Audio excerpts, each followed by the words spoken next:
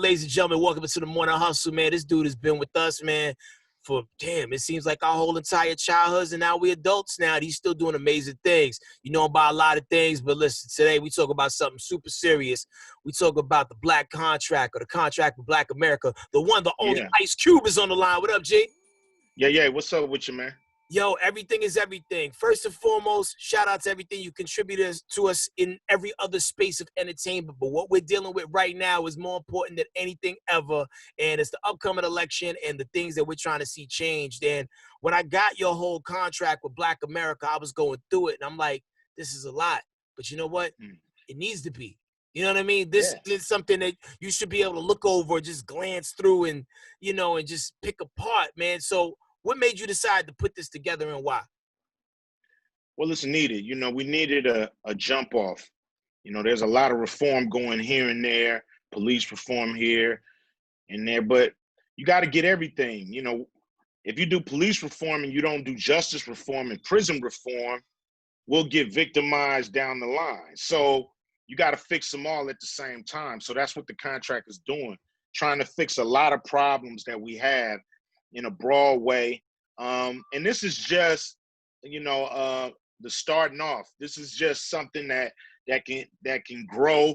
There's going to be people with great ideas to make this thing a reality. So, it's not my contract, it's our contract. It's a way for us to, go to these candidates with something that we need and we want in a concrete manner. People always say, make your vote count. To really make your vote count, you got to hold the candidates accountable before you vote. Right. You got to make them agree to this before you vote. Because if you just vote and they don't haven't agreed to any of your demands, then you have nothing. They could just, you've been to the club and the dude leave you at the door. You think you getting in with everybody. You think you're part of the group, and homie don't look back. He just keep going, and you stuck outside. That's what's been happening to us time and time again. So it's time for us to go there with a concrete contract and say, man, this is what we need to get by. And I think that's what's been missing, because some of my biggest issues, and we talked about it on the show about a week or so ago, is like, I hate feeling pandered to. I feel like a lot of times people say things to us just to get us on board with what they're talking about. Certain people that they talk to, certain people that they align themselves with, just to lure us in and make them think that they truly are allies. But like you said, once they get through the door, we on the outside wondering what happened. Yeah, I mean, these same people we're about to put in office been there before. They've been there a long time. Besides Kamala. Everybody's been there a long time. And so obviously they haven't stepped up to the plate. Well, what are we going to do to make them step up to the plate this time? We got to go with demands, and we got to get them on board before November 3rd. If we wait, if we sit back and kick back and think, let's just get Trump out. Let's just get Trump out and not think about what we really need and what we really want. We're going to have nothing. We're going to be, November 2nd is going to look like November 5th and November 4th. It's just going to be the same thing. So we have to go with demands. And the contract with Black America is something we can demand. It's something we all can jump on board and get behind. If you go to CWBA.world, basically contract with Black America.world, you'll see the contract. It's a short version. You don't have time to read the long version. So get yourself familiar with it. Get yourself familiar with it so you can go to your local politicians, your state politicians, your federal politicians, and say, look, are you behind the contract with Black America or not? And that's your jump off point. That's where you can use your power, even if you don't really know a lot about the whole process. This is one way you can use your power. Right. And a lot of this seems like common sense, but unfortunately it's not. So like the removal of the Confederate monuments, you talk about that, the retraining of police, the de-escalating training of police. Like it's like it's simple things that you would think that would be already naturally there, but it's not. But I feel like once you started really speaking out, which you've always been somebody that spoke out for our people, but I feel like sometimes in the media, they try to push it off of, oh, he's losing it or he's going crazy. Why do you think that the media tries to spin that whenever it's moving forward for the Black people, the Black community as a whole? Because they part of the problem. You know, they perpetuate this attitude towards us and our communities. You know, they the ones who put the narrative together for the American people every night on the news on who we are, what we do, what we about, and it's usually something that's negative and not positive. So, you know, they're part of the system. They're part of the whole machine. The reason they want to call me names is because I have a concrete plan that they're scared of. You know, it's like this for a reason. Yeah, these are common sense. You know, if you go through the contract, you'd be like, damn, this is not a thing. Like the our KKK thing is not a already. terrorist group. I seen Yeah, that in there too. all these things are common sense things. So they're not being changed because people don't want them changed. People want to be able to abuse our community for their own benefit and their own gain. So this is a system we have to break. This is a system we have to get in there and restructure, because if not, we're going to get the same thing generation after generation after generation. It's built for us to be at the bottom of this pyramid. And we have to fight our way to a better spot, because we can't be relegated to the bottom.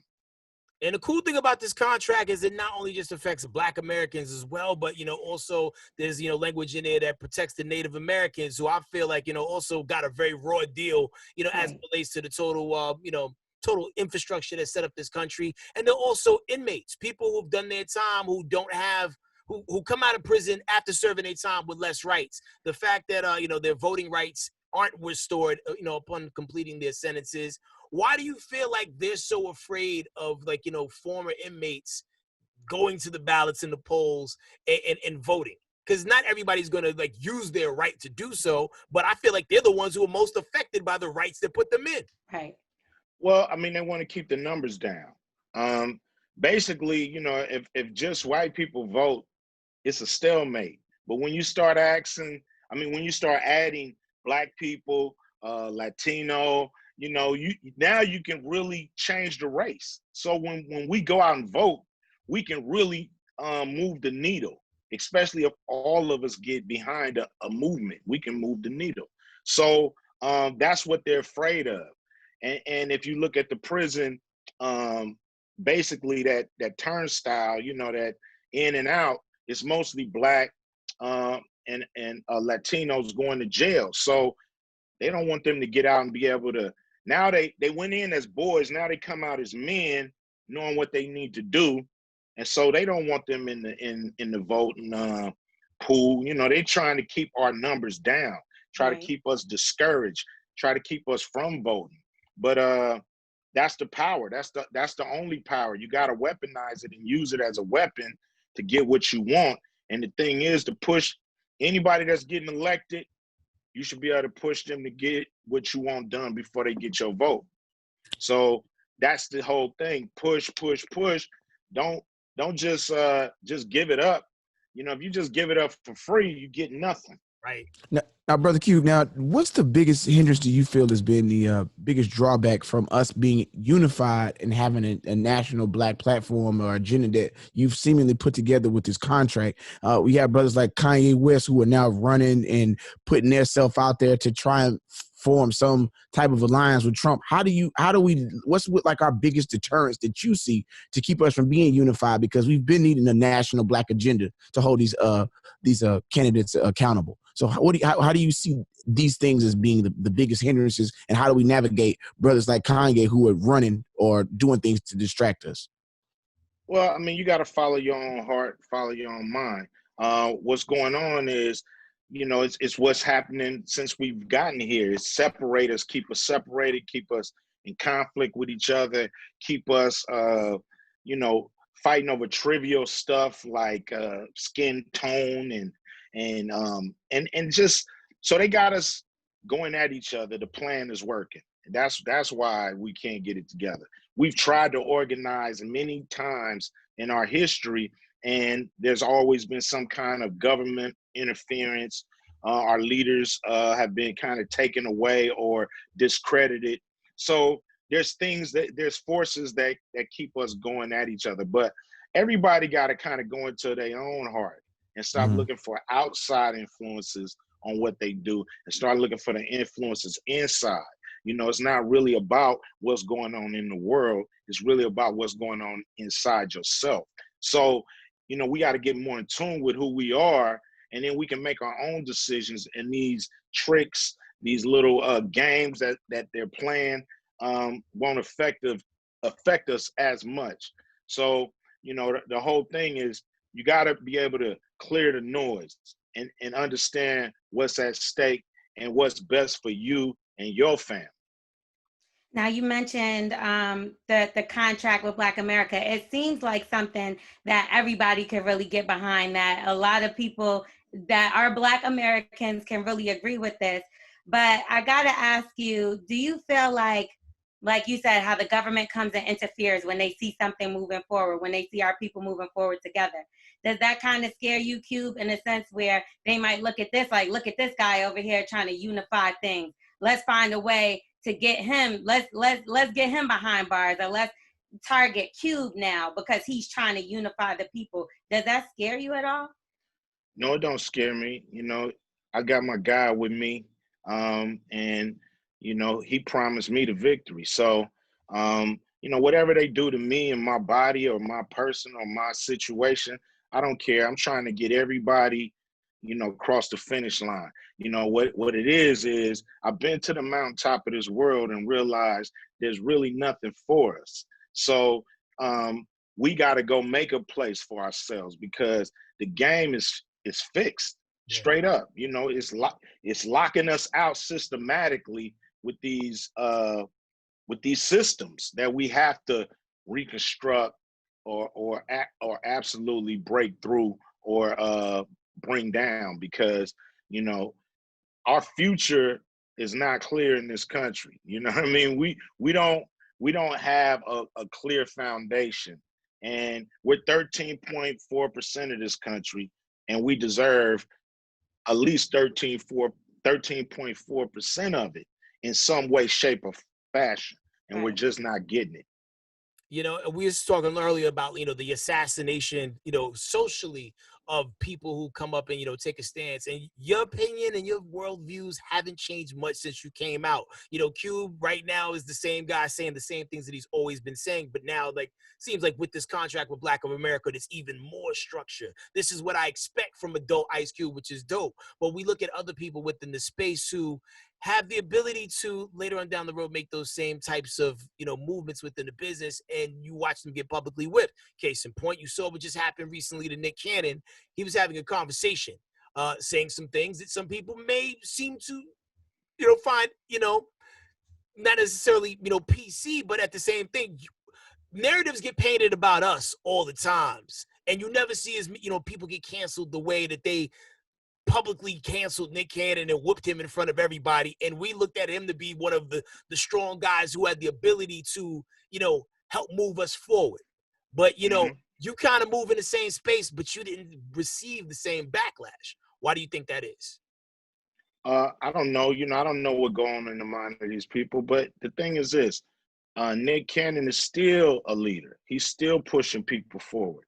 We can't just see what happens to one of us in public and see, us not, come out, I guess, the winner and say, oh, okay, well, he got what he deserved, or he got it, and he's no longer effective. That's the whole trick.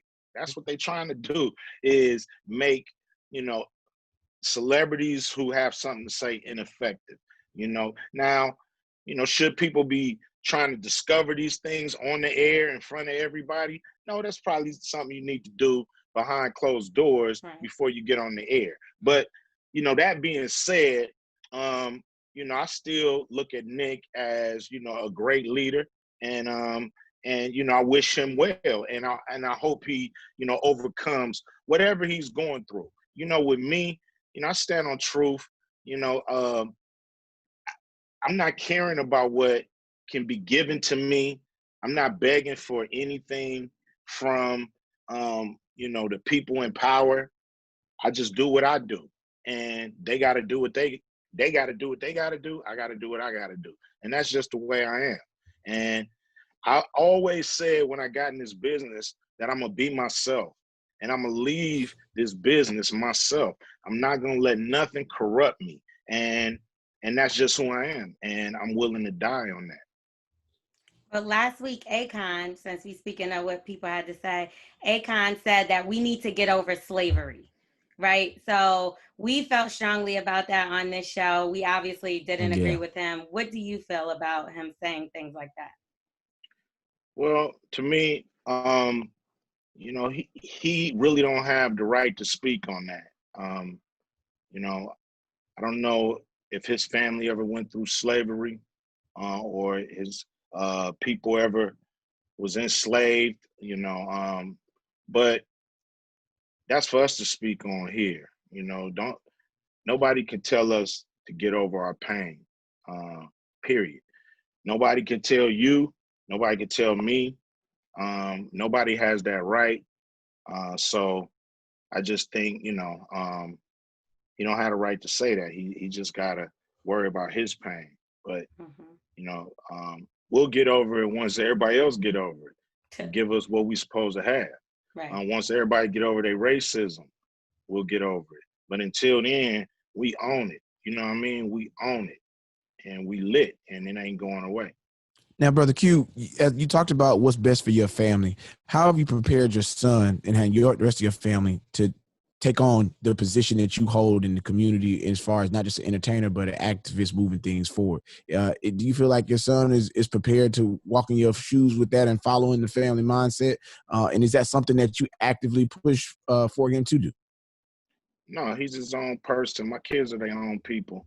I don't expect them, to do nothing but, be good people and, find their own path in life.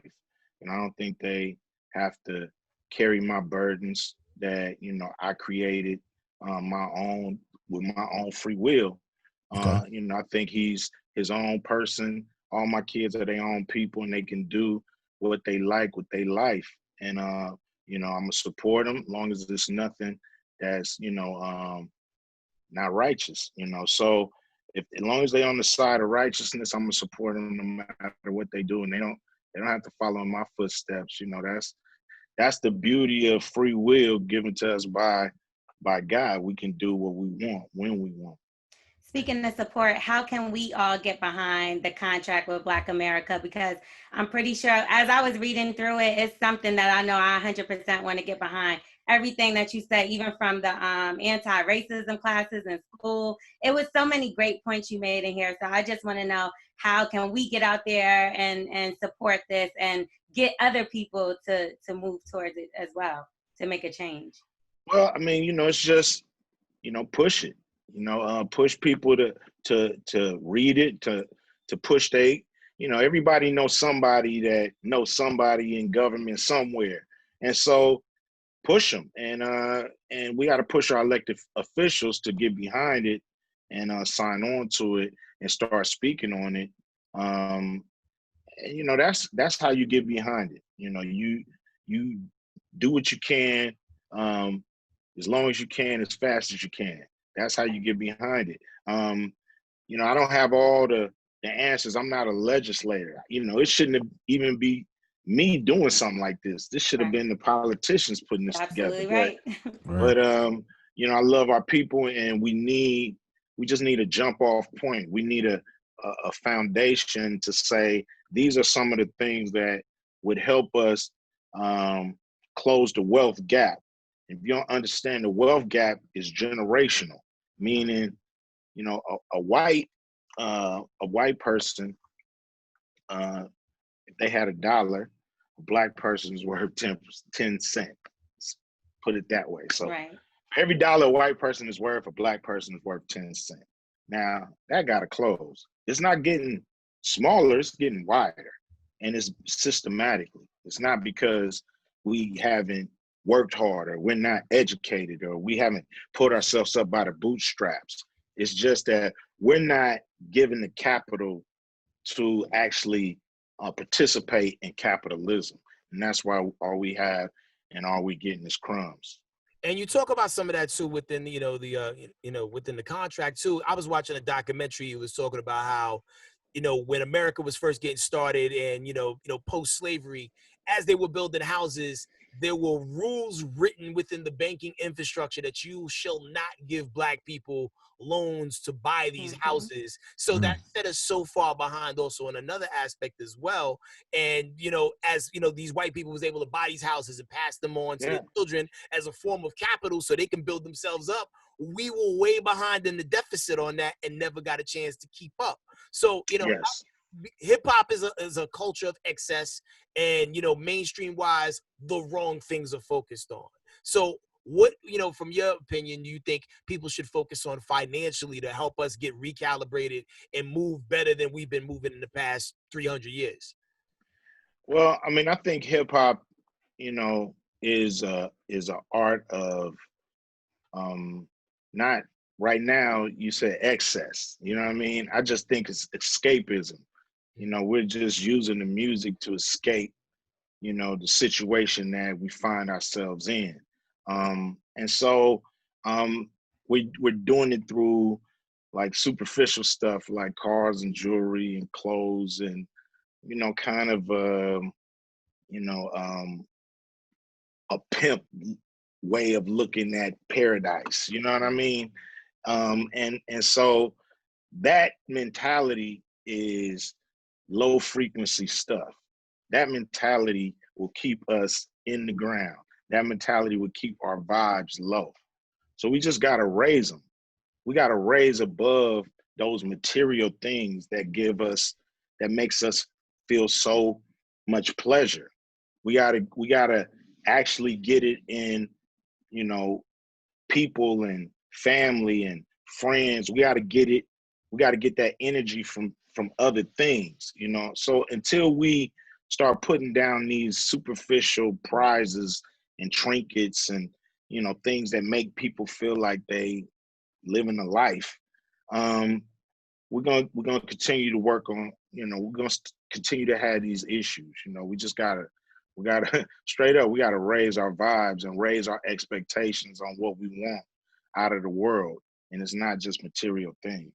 No doubt. Right. Do you meditate? So what can you say to oh, sorry, go ahead. What you mean by meditate? I mean, do you meditate? Because these are words I've never heard come out of your mouth before. Raise your vibrations. And a lot of times people who practice the art of meditation, they talk about, just finding that quiet space just so they could chill, lock out all the sounds of the world to raise their vibrations so their thoughts could come clear and they could reconnect. So with wisdom, people start changing up. So I've never heard you speak on that before. So I was just asking out of curiosity. I mean, I spoke on a lot of stuff. You probably never heard me speak on everything before, Right. but yeah, every chance I get, I try to get it in a little bit. I'm still learning how to stay focused. So many distractions that mess with that.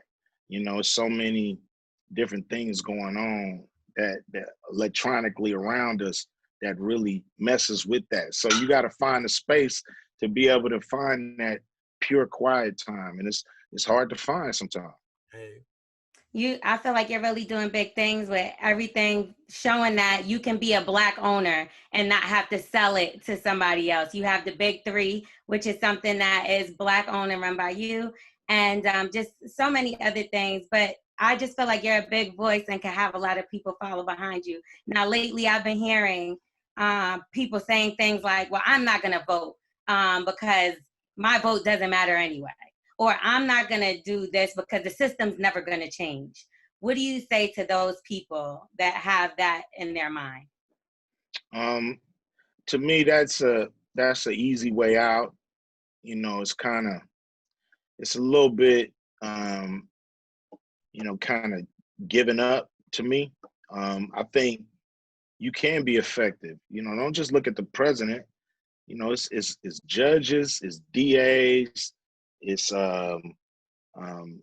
governors, senators, Congress people, all these people going up for it. So you might not want to deal with the presidency, but you might not like your sheriff in your town. You might not like the DA in your city. You can get them out of there probably this year. So you don't always start on the top. Sometimes you got to start just around you.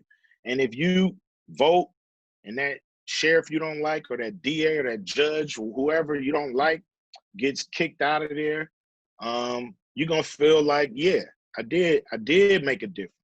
That one out of there. Let's see what the next one do. Now you feel like you're part of the process. Now you're starting to say, well, man, how can I hold this person accountable? They in there. So now you are making things happen. You know, look all the people that went out on the street, and you know, you have reforms and things changing all over the country. But that ain't the only way to change things. You can change things with the ballot too. So why not do it? Why not use all these methods available to you to make change and show people you count and you matter? You know, these politicians, they gonna go with whoever vote for them or whoever can help them raise money. Right. You know, sometimes you got Black politicians who are servicing white people because white people help them get elected. You see what I mean? So we got to get in that process so we can say, look, homie, I know we help you get elected too. And you gotta pay up. You gotta, you know, break. They all can do it. It's not hard. They have the money. Anytime they talk about we don't have the money, tell them to shut up. They just pulled $3 trillion out of the air in 6 months. They got the money. I don't want to hear that part no more. Everything can be done. It's easy. It's easy. So got to push them. They're not going to do it unless you make them have what's called political will. Everything I wrote in that contract, they know all that stuff is good stuff that could help us. They know that. It's not nothing new. I didn't come up with some, you know, brand new theory. Yeah, it's they nothing. don't have the political will to do it. Yeah. Nobody's making them do it. Nobody's saying, if you don't do it, your ass is out of here. That's you know, true. and we got to do that in mass numbers to be able to really be effective and get everything we want. But see, It's going to take time. But you were saying earlier, Q, like you don't know why it takes a person like you to come through and put something like this together, but why not? Because the thing is, you have a lot of people who are career politicians and, you know, they in there, they playing the game. I really feel like to get that effective change that we need, you need people who really know what people are going through to put these things together. There's nothing in here that I saw that didn't make sense. Right. I was actually shocked that some of these things weren't already in effect. Like, exactly. You know, why isn't the KKK labeled as a terrorist organization, and why are prisons allowed to be privatized? It seems like there is it doesn't make sense. Because it's a game, you know. It's funneling us to prison, you know, from school to prison, nothing in between. So it's that system. They're making money off of it. So they don't want to stop it. You know, once slavery ended, we went from being you know, from being profitable to being a liability. So once we became a liability, they had to figure a way to make us profitable again. And the prison system is the way, is throw them in prison, use their labor, and get the goods for cheap labor, and sell them back to the same people, and then figure out a way to throw them in prison for buying it. So it's this crazy system that we have to break, that they don't want to break, or they would have broke it. We got to break it. You know what I mean? So the way you break it is threaten politicians that we're gonna not elect you, because all they want to do is stay in office. All they want to do is stay in office. That's it. Because they have so much power in office, they allocate so much money to all their people and their folks. That's where they want to stay. That's why, you know, you see these candidates spend $1 billion for a $250,000 job. It's because all the money they get to move around. Yeah. And so moving on to us some. You know, Right. we're being etched out of the equation, and we like, yo, move some of that over here. Even government jobs. Now, we pay all these taxes. With 13.4% of the country, we don't even get 13.4% of government jobs. But our tax money pay for those jobs. That's Our crazy. tax money just gave billionaires, they bailed out all these companies, and 42% of Black companies went under. No bailout. Right. But those trillions are ours. That's some of our money too, that we put into the kitty. So, or, you know, generations will have to pay for down the road. So it's a game that we gotta either be a part of, or, you know, turn over the table. Yeah, there was like a very popular burger joint that got like money for the bailout, and it's like, yo, this isn't a small business. They're franchised and have tons of companies all across the country. Meanwhile, I know a lot of mom and pop shops that had to shut down, and we got to make the buck stop here. Now, Kanye got a bailout. I mean, it's two different things. You know, it was a loan. It's called a PPP loan. yeah. And that was a loan to small businesses only for payroll, so they can keep their employees and not fire them or lay them off. The money wasn't supposed to be used for nothing but that. So that's what Kanye got, and probably that burger joint. But I'm talking about real bailout, meaning, man, you know, we can't make no money for the next 6 months. Give us the money we was gonna lose. Here. Meanwhile, the post office is poor. You know, we like, yo, but all the rich get it. All the rich companies, the big companies, they get bailout, or they don't even pay taxes at all. At all. Just Trump ain't paid the tax yet. Amazon, the most they don't pay tax profitable company of all times, it seems now, they don't pay a lick of tax. Don't pay no taxes because they threaten, like, if you make us pay taxes, we're gonna move our company to Iceland, or, you know, whatever they threaten. Right. They got whatever they threaten, you know. But all the big companies, they just suck, and they don't give nothing back. You know, money don't trickle down; it trickle up. Money trickles up. If you give money to the people at the bottom, they're gonna go buy something they need, and then what they need is probably gonna be made by somebody rich. So as soon as you get that money to them, it's gonna go right back up to the top. It don't trickle down; it trickles up, but they never let it get to the bottom.